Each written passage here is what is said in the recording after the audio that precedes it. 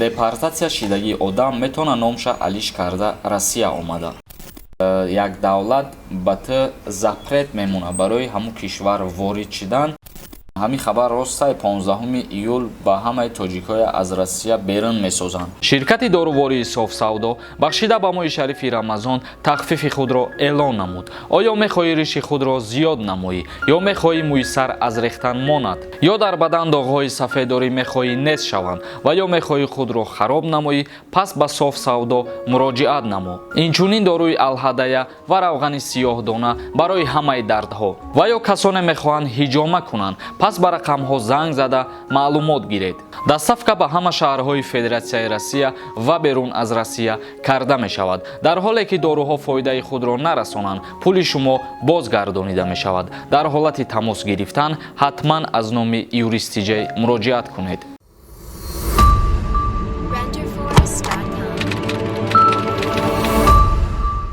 ассалому алайкум ба ҳама тамошобинони барномаҳои Сорбон Сафаров. мавзӯи имрӯзаи мо оиди нарху навоҳои билетҳо аз Федератсияи Россия ба ҷумҳурии Тоҷикистон. ҳозир мо ҳамаша бо шумо пурра ва муфассал мефаҳмонем, бо диққат гӯш кунен ва аз ахборотҳои нав бохабар бошед. ногуфта намонад ки нархи билет аз Россия хеле арзон шидагӣ назар ба пешсара. бародарони азиз, пеш аз шурӯъ кардани анҳамин мавзӯъ ма аз ҳамаи шумо як чиза пурсон мешам. бисёре аз нафарҳо дар комментарияҳо менависонанд ки оиди ҳамин мавзӯъҳо дигар барнома накун. лекин ман фикр мекунам ҳастаи нафарҳое ки мехоҳанд аз ҳаррӯза ахборотҳои вобаста ба ҳамин мавзӯъҳо бохабар бошанд ва ҳастанд нафарҳое ки махсус барои ҳамин видеоҳо дар канали ман обуна шидагиянд. ман аз ҳамаи шумо эҳтиромона хоҳиш дорам ки фикрҳои худтона дар комментария бинависонед оиди ҳамин сухан. оё ман ҳамин хеле наворҳо кардан бигирам ё ки не, дар комментария фикри ақидаи худтона пешниҳод кунед. ман наворҳо оиди нархи билетҳо, оиди рӯзи парвозҳо, оиди кушодашавии парвозҳо, умуман тааллуқ ба ҳамин чизҳоро дар назар дорам ва фикри ақидаи ҳар яки шуморо ман ба назар мегирам. дар комментария бинависед. ва акнун шурӯъ мекунем мавзӯи асосиро оиди нархи чиптаҳо аз Россия. бародарои азиз, ман дар чандин барномаҳом қайд кардам ки аз Россия нархи билет 13600 рубл бо тариқи парвозҳои доимия, вале бо тариқи парвозҳои чартерӣ нархи чипта 30000 рублай гуфта будам. май чиза ҳамин сухана баъза нафарҳо нодуруст фаҳмидан ва ман должен нестам бародаро ки ҳар як таътида аделна бифаҳмонам ки инаи сухани ман ин маъноро дора, ин сухани ман ин маъноро дора. кадомит фаҳмидӣ хуб, кадомит ки нафаҳмидӣ мақсад. ман должен нестам пеш ягон таътида ки ҳар як гап ҳақорати шуморо ман бардошт кунам, нози карашмаи шуморо ман бардошт кунам, нуқта ба нуқта ҳар як чиза бифаҳмонамтон. ман ҳамин қадар мегӯям ки 13600 рубл ман бо тариқи парвозҳои доимӣ гуфтагиям ва 30000 рубл ба ҳама маълум аст. ҳозир оиди ҳамин 30000 мо гап мезанем ки хеле бо арзон шидагӣ. билет аз Россия, аз Москва бо тариқи парвозҳои чартерӣ ба шаҳри Душанбе баробар шидагӣ аз 23000 рубл то 26200 рубл. яъне ки пеш бо тариқи парвозҳои чартерӣ ҳар касе ки меомад 30000-31000 рубл билет харидорӣ мекард ва хушбахтона имрӯз касе ки ба шаҳри Душанбе чипта харидорӣ кардания мерава аз аэропорти Домодедово ва аз ҳамин шаҳри Москва, аз авиакассаҳош метавонад ки чиптара шурӯъ карда аз 23000 рубл то 26000 рубл дастрас кунад. ирам хубай баҳри ҳама нафарҳое ки ба ҷумҳурии Тоҷикистон омаданиянд ва умедвор ҳастем ки рӯз то рӯз арзон шидан мегирад аз Россия ба Тоҷикистон омадан ҳамин гуна ва худованд кунад ки аз ҷумҳурии Тоҷикистонам ба Россия рафтан нархи билет ҳамин гуна арзон шавад, чунки айни ҳол аз Тоҷикистон ба Россия рафтан нархи чипта хеле гарон мебошад. ва боз инчунин оиди соатҳо шумо гап мезанем. ҳар касе ки аз Россия меояд ба ҷумҳурии Тоҷикистон гуфтем ки 23000 рубл билет мебошад ва шахсиятҳое ки билет харидорӣ кардагиянд огоҳ бошед ки регистратсияи шумо ҳамарӯза соати 1:00 ба вақти ҳамун Москва шурӯъ мешавад ва соати 14 палёт мондагианд. 1 обед регистратсия сар мешавад ва соати 4 бегоҳӣ аллакай палёт мешавад. 1 соат ё ки ним соат мумкин задержка бишавад, ки ин чиз на ҳама вақт ба чашм мерасад. Ва Somon Air ҳар рӯз парвоз дорад аз Россия ба Ҷумҳурии Тоҷикистон. ҳами дар як ҳафта 7 маротиба, яъне ки ҳамарӯза парвозҳои худша ба анҷом мерасонад. Касе ки мехоҳад кадом рӯзе омадан озодона метавонад любой вақт ба ҳамун аэропорт бирава, муроҷиат кунад, чипта харидорӣ кунад, ҳамун рӯз ё ки пагаш парвоз карда ба Ҷумҳурии Тоҷикистон ҳозир шавад.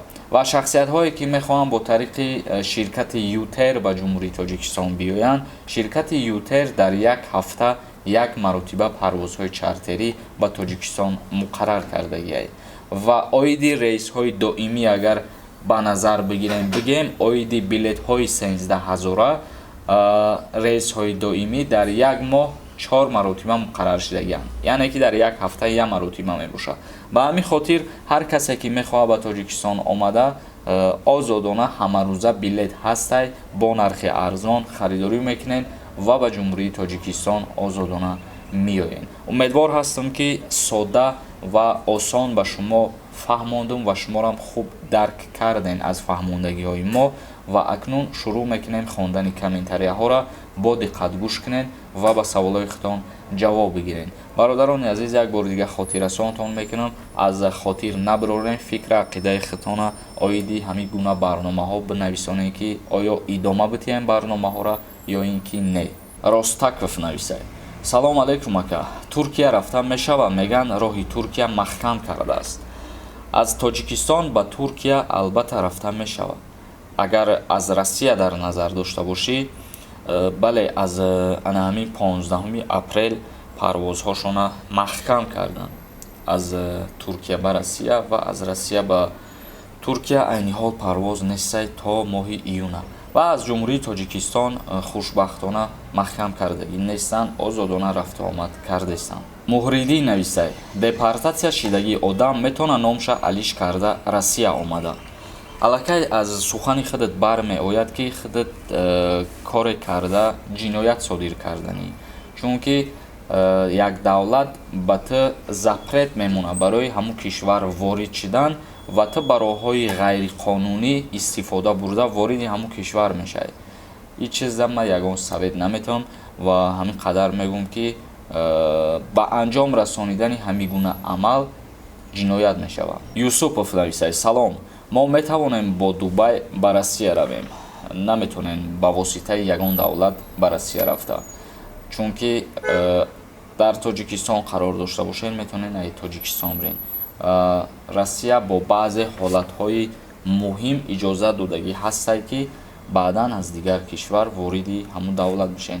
Бо иҷодам як сабабе ки агар дар ҳар куҷое қарор дошта бошед, парвозҳои ҳамуҷа ба Россия кушода кардагӣ бошад. Баён нависад: бародар, ҳамин рекламаҳота кам кун, интернет хела суст кор мекунад, 1 соат загрузка мекунад, рекламаҳои тара тамошо мекунем.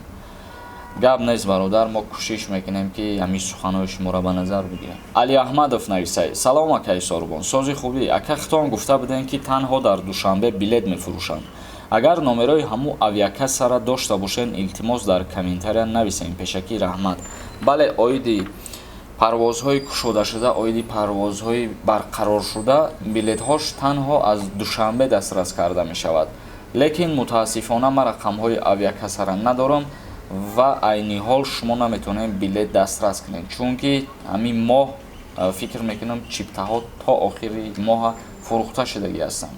Сарварҷон Назаров нависад: салом алейкум акаҷон, ҳамин хабар ростае 15 июл ба ҳамаи тоҷикҳоя аз Россия берун месозанд.